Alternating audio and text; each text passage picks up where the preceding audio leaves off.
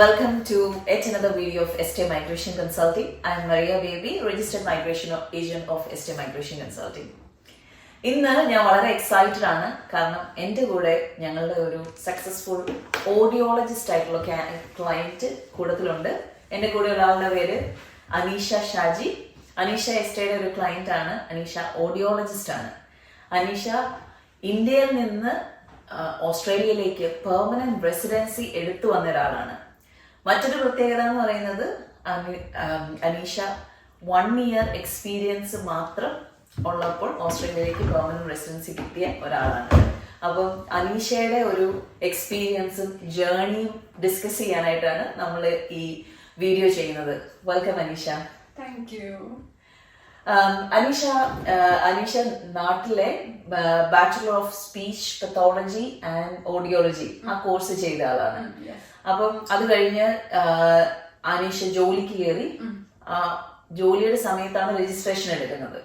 പിന്നെ എപ്പോഴാണ് അനീഷ ഓസ്ട്രേലിയയിലേക്ക് മൂവ് ചെയ്യണം എന്നുള്ളൊരു പ്ലാൻ വന്നത്? ലൈക്ക് നമ്മൾ പഠിച്ചുകൊണ്ടിരിക്കുമ്പോൾ തന്നെ പുറത്തോട്ട് പോകണമെന്ന് ഭയങ്കര ആഗ്രഹമായിരുന്നു. അപ്പോൾ ലൈക്ക് എല്ലാ കൺട്രീസും ഇങ്ങനെ നോക്കുന്ന സമയത്ത് ഓസ്ട്രേലിയയാണ് കൂടുതൽ അട്രാക്ട് ചെയ്തിരുന്നത്. കാരണം ഇവിടുത്തെ ജോബ് ഓപ്പർച്യൂണിറ്റീസ് അവൈലബിൾ ആയിട്ടുള്ളത്, വർക്ക് എൻവയോൺമെന്റ് അതെല്ലാം കുറച്ചുകൂടെ ഫ്രണ്ട്ലി ആയിട്ട് തോന്നി. ആൻഡ് സോ അതുകൊണ്ട് തന്നെ ഓസ്ട്രേലിയ ആയിരുന്നു മെയിൻ പ്രയോറിറ്റി കൺസിഡർ ചെയ്യാന്നുള്ളത്. ആദ്യം പ്ലാൻ ചെയ്തപ്പം എന്തൊക്കെ കാര്യങ്ങളാണ്, ലൈക്ക് എന്തൊക്കെ കൺഫ്യൂഷൻസ് ഉണ്ടായിരുന്നു, പിന്നെ എന്തൊക്കെ സ്റ്റെപ്പുകളാണ് അതിന് വേണ്ടിയിട്ട്, ഓരോ സ്റ്റേജിലും എന്തൊക്കെ കൺഫ്യൂഷൻസ് ആണ് ഉണ്ടായിരുന്നത്, അത് എങ്ങനെയാണ് ഓവർകം ചെയ്തത്, അതൊന്ന് പറയാമോ? ലൈക്ക് എനിക്ക് ഓസ്ട്രേലിയക്ക് ഓഡിയോളജിസ്റ്റ് ആയിട്ട് പോകുന്ന ആരെയും അറിയത്തുണ്ടായിരുന്നില്ല. അത് തന്നെയായിരുന്നു എന്റെ ഫസ്റ്റ് ലൈക്ക് കൺഫ്യൂസിങ് ആയിട്ടുണ്ടായിരുന്ന സ്റ്റേജ്. കാരണം എന്തൊക്കെ സ്റ്റെപ്പ് ചെയ്യണം, ഇനി മുന്നോട്ട് എന്താണ് എന്നുള്ളത് ലൈക്ക് ഒരു ഐഡിയ ഇല്ല. പിന്നെ എന്റെ അറിവ് വെച്ചിട്ട് മാസ്റ്റേഴ്സ് ഉണ്ടെങ്കിൽ മാത്രമാണ് ഓഡിയോളജിസ്റ്റ് ആയിട്ട് മൈഗ്രേറ്റ് ചെയ്യാൻ പറ്റുള്ളൂ, ഇല്ലെങ്കിൽ സ്റ്റുഡന്റ് വിസ മാത്രമായിരുന്നു ഒരു ഓപ്ഷൻ എന്നായിരുന്നു. അതേപോലെ തന്നെ എത്ര IELTS സ്കോർ വേണം, ആൻഡ് പോയിന്റ് ബേസ്ഡ് സിസ്റ്റം എന്നുള്ള ഒരു കാര്യം എനിക്ക് വളരെ ന്യൂ ആയിരുന്നു. ആൻഡ് ലൈക്ക് എക്സ്പീരിയൻസ് എത്ര വേണം, അതും എനിക്ക് വളരെ ഡിഫിക്കൽട്ട് ആയിരുന്നു. ലൈക്ക് 1 year എക്സ്പീരിയൻസ് കൊണ്ടൊക്കെ മൂവ് ചെയ്യാൻ പറ്റും എന്നുള്ളതിനെ കുറിച്ച് എനിക്ക് വലിയ ഐഡിയ ഇല്ലായിരുന്നു. എല്ലാവരും പറഞ്ഞുകൊണ്ടിരുന്നത് മാസ്റ്റേഴ്സ് കഴിഞ്ഞിട്ട് ഒരു 3 year എക്സ്പീരിയൻസ് ഒക്കെ ഉണ്ടെങ്കിലാണ് നമുക്ക് പോവാൻ പറ്റുള്ളൂ, അതൊക്കെയായിരുന്നു. അപ്പൊ അങ്ങനെ ഇരുന്നപ്പോഴാണ് ഇങ്ങനെ കോണ്ടാക്ട് ചെയ്യുന്ന ബെസ്റ്റിനെ കോണ്ടാക്ട് ചെയ്തപ്പോഴാണ് കറക്റ്റ് ആയിട്ട് എന്തൊക്കെയാണ് ഒരു ഗൈഡ് ലൈൻസ് എന്നുള്ള കാര്യങ്ങളൊക്കെ ആദ്യം മനസ്സിലായി തുടങ്ങിയത്. ലൈക്ക് 1 year എക്സ്പീരിയൻസ് വിത്ത് രജിസ്ട്രേഷൻ ഉണ്ടെങ്കിൽ നമുക്ക് മൂവ് ഓൺ ചെയ്യാം എന്ന് മനസ്സിലായതും, എത്രയാണ് ഡിസയർ ആയിട്ടുള്ള IELTS സ്കോർ, അതേപോലെ വേണ്ട പോയിന്റ്സ് എത്രയാണ്, പോയിന്റ്സ് എങ്ങനെയാണ് ഡിസ്ട്രിബ്യൂട്ട് ചെയ്യുന്ന കാര്യങ്ങൾ, അങ്ങനത്തെ കുറച്ച് ഗൈഡ് ലൈൻസ് ഒക്കെ കിട്ടിയത് അങ്ങനെയായിരുന്നു. അനീഷ ഞങ്ങളുടെ അടുത്ത് വരുമ്പോഴത്തേക്കും അനീഷയ്ക്ക് നമ്മൾ പ്രോപ്പർ ആയിട്ടുള്ള ഗൈഡൻസ് കൊടുത്തു. പക്ഷെ അതിനകത്ത് ഇമ്പോർട്ടന്റ് ആയിട്ടുള്ള കാര്യം എന്ന് പറഞ്ഞാൽ ആ ഗൈഡൻസ് എത്ര നന്നായിട്ട് അനീഷ ഫോളോ ചെയ്തു എന്നുള്ളതാണ് അനീഷ ഇന്നിവിടെ ഓസ്ട്രേലിയയിൽ ഇരിക്കുന്നത്. കാരണം അനീഷ IELTS റിപ്പീറ്റ് ചെയ്ത് IELTS 7 എന്നുള്ള ആ ഒരു സ്കോർ അച്ചീവ് ചെയ്തു. പിന്നെ നമ്മള് അനീഷ ആദ്യം വരുമ്പം രജിസ്ട്രേഷൻ കിട്ടിയതിനു ശേഷം 1 year കംപ്ലീറ്റ് ചെയ്തിട്ടുണ്ടായിരുന്നില്ല. അപ്പം നമ്മളൊരു പോസിറ്റീവ് സ്കിൽ അസസ്മെന്റ് ഔട്ട്കം കിട്ടാൻ വേണ്ടി ഒരു ഫ്യൂ മന്ത്സ് ആപ്ലിക്കേഷൻ ഹോൾഡ് ചെയ്തതിനു ശേഷമാണ് നമ്മൾ ആപ്ലിക്കേഷൻ സബ്മിറ്റ് ചെയ്യുന്നത്. പിന്നെ സ്കിൽ അസസ്മെന്റിന്റെ ആപ്ലിക്കേഷൻ ചെയ്തപ്പോഴത്തേക്കും എംപ്ലോയറുടെ കയ്യിൽ നിന്ന് ഉള്ള ഡോക്യുമെന്റ്സ് എത്രത്തോളം അവര് സപ്പോർട്ടീവ് ആയിരുന്നു? ഞാൻ വർക്ക് ചെയ്ത ക്ലിനിക്കില് എംപ്ലോയീസ് റിയലി സപ്പോർട്ടീവ് ആയിരുന്നു. നമ്മൾ ചോദിക്കുന്ന അനുസരിച്ച് ഫസ്റ്റ് ഞാനെല്ലാം ഓക്കെ ആക്കുന്ന അനുസരിച്ച് അവർ അപ്ഡേറ്റഡ് ആയിട്ടുള്ള എക്സ്പീരിയൻസ് സർട്ടിഫിക്കറ്റ്, റെഫറൻസ് ലെറ്റേഴ്സ് എല്ലാം അവർ പ്രൊവൈഡ് ചെയ്യുന്നുണ്ടായിരുന്നു.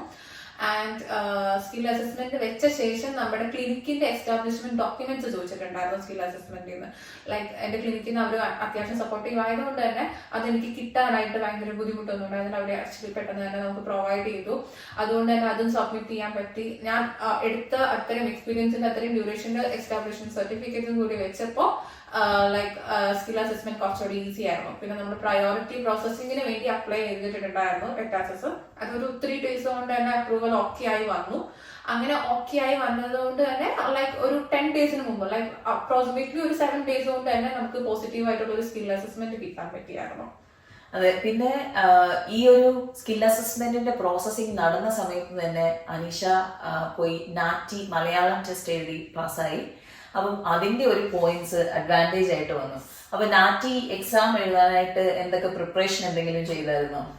ലൈക്ക് ഞാനൊരു ട്യൂട്ടറുടെ അടുത്ത് ക്ലാസ് അറ്റൻഡ് ചെയ്തിട്ടുണ്ടായിരുന്നു നാറ്റി. കാരണം നാറ്റിനെ കുറിച്ച് എനിക്ക് വലിയ ഐഡിയ ഉണ്ടായിരുന്നില്ല. IELTS എല്ലാവരും പറഞ്ഞു കേട്ടിട്ടുള്ള ഒരു എക്സാം ആയിരുന്നു, IELTS, PT അങ്ങനത്തെ കാര്യങ്ങളല്ല. ബട്ട് നാറ്റി എന്ന് പറയുന്നത് ഒരു ലൈക്ക് എ ന്യൂ കാര്യമായിരുന്നു എനിക്ക്. അപ്പോ നാറ്റിയിലോട്ട് പോകുമ്പോൾ എന്താണ് എക്സാം എങ്ങനെയാണെന്ന് അറിയത്തില്ല, അതിന്റെ ക്വസ്റ്റ്യൻസ് എങ്ങനെയാണെന്ന് അറിയില്ല. അപ്പൊ എന്തായാലും ഒരു ഗൈഡൻസ് എടുത്തു. ലൈക്ക് വീക്ക്ലി 2 days വെച്ചിട്ട് ഒരു ലൈക്ക് 1 month ഒരു ക്ലാസ് അറ്റൻഡ് ചെയ്തു. ആൻഡ് കമ്പ്യൂട്ടർ ബേസ്ഡ് എക്സാം ആയിരുന്നു. അതുകൊണ്ട് തന്നെ വലിയ പ്രശ്നമില്ലാതെ തന്നെ ഈസിലി 5 points സ്കോർ ചെയ്യാൻ പറ്റിയ ഒരു എക്സാം ആണ് ആക്ച്വലി. പിന്നെ അനീഷയ്ക്ക് അഡ്വാൻറ്റേജ് ആയി വന്നത് അനീഷയുടെ സിംഗിൾ സ്റ്റേറ്റസ് ആണ്. അപ്പം നമ്മൾ കല്യാണം കഴിച്ചിട്ടില്ലാത്ത ആൾക്കാർക്കാണെങ്കിൽ ഒരു 10 points കിട്ടും. അങ്ങനെ അനീഷയുടെ ഏജ് കൊണ്ടും ഇംഗ്ലീഷ് ലാംഗ്വേജ് പ്രൊഫിഷ്യൻസി, അതുപോലെ ക്വാളിഫിക്കേഷൻ, പിന്നെ നാറ്റി എക്സാമിന്റെ ഇത് സിംഗിൾ സ്റ്റാറ്റസ്, ഇത്രയും കാര്യങ്ങൾ കൊണ്ട് അനീഷയ്ക്ക് സ്വന്തമായിട്ട് 70 points ആണ് ഉണ്ടായിരുന്നത്. അപ്പൊ നമ്മൾ അത് കഴിഞ്ഞ് നമ്മുടെ സ്കിൽ അസസ്മെന്റ് പോസിറ്റീവ് ഔട്ട്കം കിട്ടി കഴിഞ്ഞപ്പോൾ തന്നെ നമ്മൾ എക്സ്പ്രഷൻ ഓഫ് ഇൻട്രസ്റ്റ് വെച്ചു. ഡിസംബർ 18 ഇൻവിറ്റേഷൻ 189 ഇൻവിറ്റേഷൻ റൗണ്ടില് ഞങ്ങൾക്ക് തന്നെ ഭയങ്കര എക്സൈറ്റഡ് ആയിരുന്നു. അനീഷയ്ക്ക് ഇൻവിറ്റേഷൻ കിട്ടി 189 വിസയ്ക്കുള്ള പെർമനന്റ് റെസിഡൻസിക്ക്. നമ്മൾ ഡിസംബറിൽ തന്നെ വിസ ആപ്ലിക്കേഷൻ സബ്മിറ്റ് ചെയ്തു. ഫെബ്രുവരിയിൽ വിസ ഗ്രാന്റ് ആയി. അപ്പം ആ ഒരു പ്രോസസ്സിങ് എനിക്കൊന്ന് ഒക്ടോബർ ടു ഫെബ്രുവരി അത്രേ ഉള്ളൂ.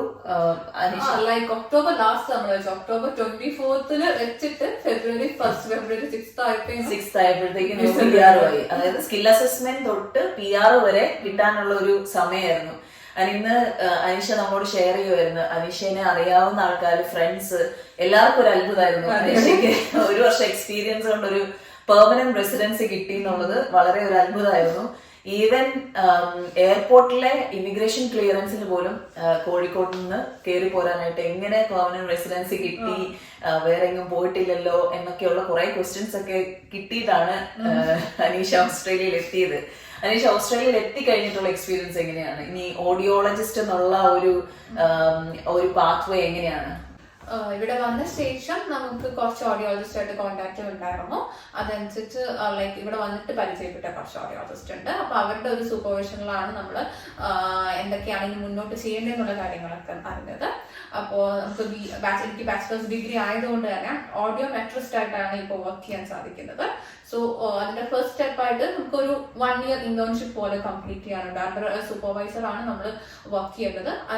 അതിനുശേഷം നമ്മൾ ഒരു 3 exams എഴുതണം. 3 exams എഴുതാനായിട്ട് ഫസ്റ്റ് സൂപ്പർവൈസറിന്റെ അണ്ടർ, അത് കഴിഞ്ഞ് നമ്മൾ ഒരു QP നമ്പർ എന്ന് പറഞ്ഞൊരു എടുക്കണം.